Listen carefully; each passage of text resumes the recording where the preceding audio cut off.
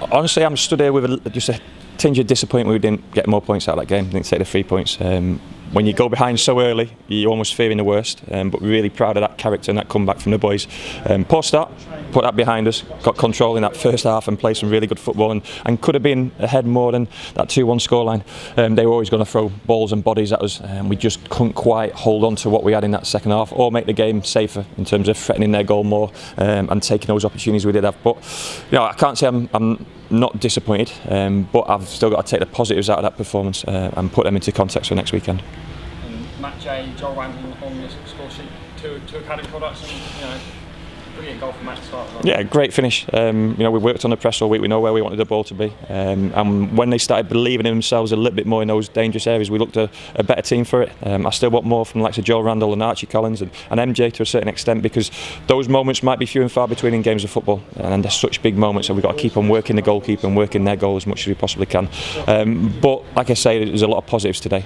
Will Dean, Josh Key, young lads playing in that back line, 4 debuts in the back 4, so all the back 4 making their debuts. I thought they were resolute and tough, and Rowan Ricardo showed exactly why I signed him, and the young boys playing alongside him. So, like I say, lots of positives, but now it's a positive we've got to build on top of that. I think it's a complete contrast, isn't it? Will Dean and Rowan Ricardo, and I guess Will's probably learnt a lot of forwards. To a certain extent, but Will's tough. Just because he's not a 6'2" header and kicker, he's tough, and he needs to keep improving his toughness. The fact that he's flexible and has played a lot of his career in centre midfield, coming through the academy or on loan at Truro, shows he can use the ball well. Slightly lopsided because he's playing on the wrong side, but I thought they balanced off pretty well. And like I say, they won't be up against too many better players at our level than what they were up against today. Some serious quality on the pitch towards the end of that game for Salford.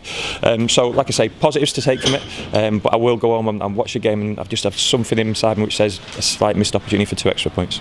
Ryan Bowman had a chance to make it 3-1 in the first half. Do you feel like possibly should have been given? Well, I spoke to the referee coming off, because when the defender's wrong side, he can't make any contact whatsoever. That's my view on a defensive position. If you get the wrong side, you can't make any contact whatsoever. And the referee said there was contact, but it wasn't enough to give a foul. Now, contact all in 360 world of football is no problem, but if you're the wrong side and there's any contact whatsoever, it's a foul. Just because he's 3-1v1 and you've got to send a lad off and give us a penalty, that's still a foul. And that was a big moment, because we go in at 3-1 and they're down to 10 men. That's a big moment, and that's why I felt, and I just needed to ask the referee that and explain my point of view. He said contact all over the pitch, but not when you're the wrong side as a defender. You mentioned the debut defence. Another Lewis Page as well. I mean, he linked up so well with Randall and Matt J going down that one side. It seemed to work really well. It did. Lewis is a good player, but like I say, we've got to keep him on the pitch. I'm so pleased he's got through it. Well, I looked at things with no injuries. Played 90 minutes. That's his first 90 minutes for God knows how long. Now we've got to look after him, start of the week and train him throughout the week and keep him available for the games.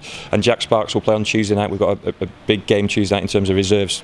I say reserves, the fringe players who've not got minutes today. We're going to go to Weymouth and play a game there, and they've got to put themselves forward. That group of players did themselves no harm whatsoever today. But I need the same again on Tuesday, and then like I say, I want to hit Saturday really hard.